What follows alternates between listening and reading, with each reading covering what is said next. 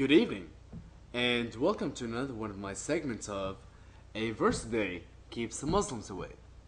Today I have four little verses I would like to share with you that show the progression on Islam's take on alcohol.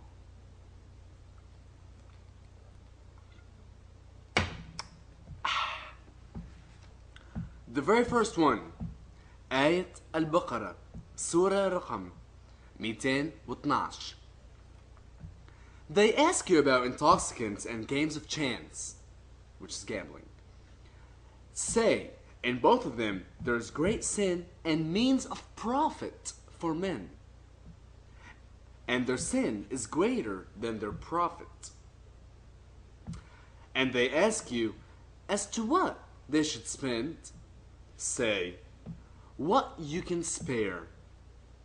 Thus, does Allah make clear to you the communications? That you may ponder. This very first verse right here that I'm sharing with you is a very logical verse actually, where it shows that in both alcohol and gambling, there is good, there is bad, and how much you're spending on gambling, as much as you can, without going overboard and going broke. And essentially says, does Allah make it clear? Does Allah tell you exactly what to do? It even says right here, that you may ponder. Allah's leaving it up to you to decide. Very good. Let's move on. And by the way, I'm going chronological order, so you don't think I'm jumping out, out of context or anything. Next verse. Surah Nisa, آية رقم 43. O you who believe, do not go near prayer when you are intoxicated, until you know well what you say, nor when you are under an obligation to perform a bath, unless you are traveling on the road, until you have washed yourselves, and if you're sick or on a journey or one of comes and blah blah blah, goes on to something that's irrelevant. Essentially, at this point here in this verse, it's asking you to not come to prayer when you're drunk until you know well what you say. So don't go stumbling, mumbling, not even knowing what to say when you go to prayers. That's essentially what it's trying to say. If you can't speak, if you're stumbling drunk, you're mumbling, you're slurring your speech, don't go pray.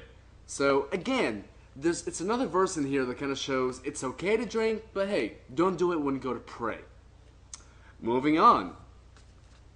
Surah Al-Ma'idah, آية رقم 95.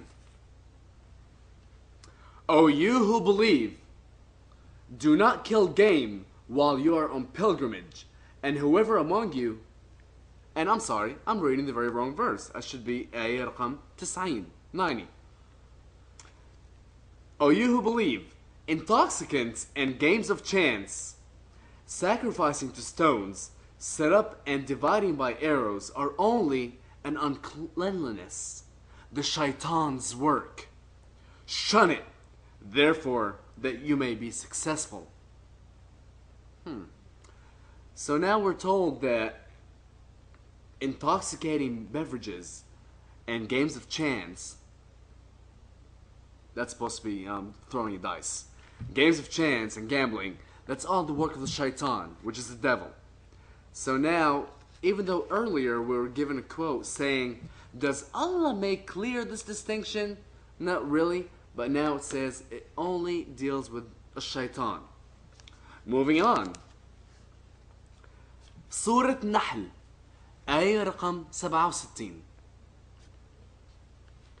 And the fruits of the palms and the grapes you obtain from them intoxicating and goodly provisions.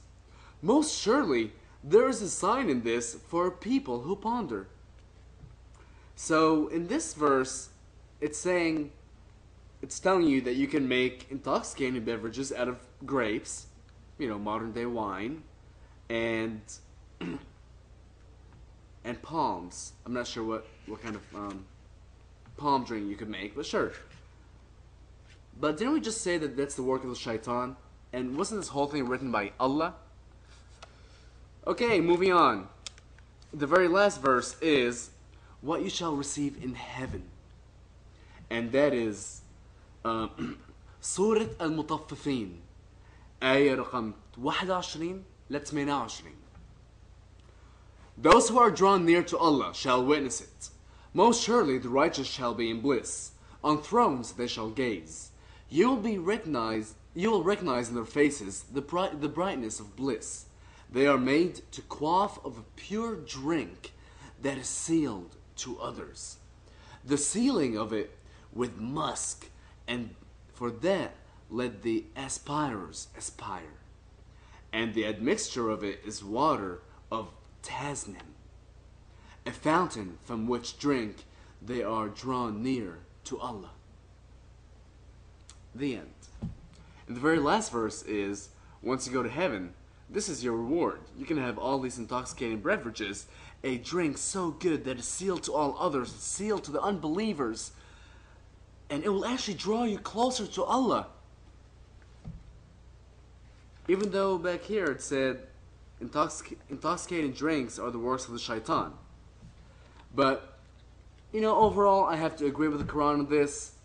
Any kind of drink does bring you closer to Allah. Cheers.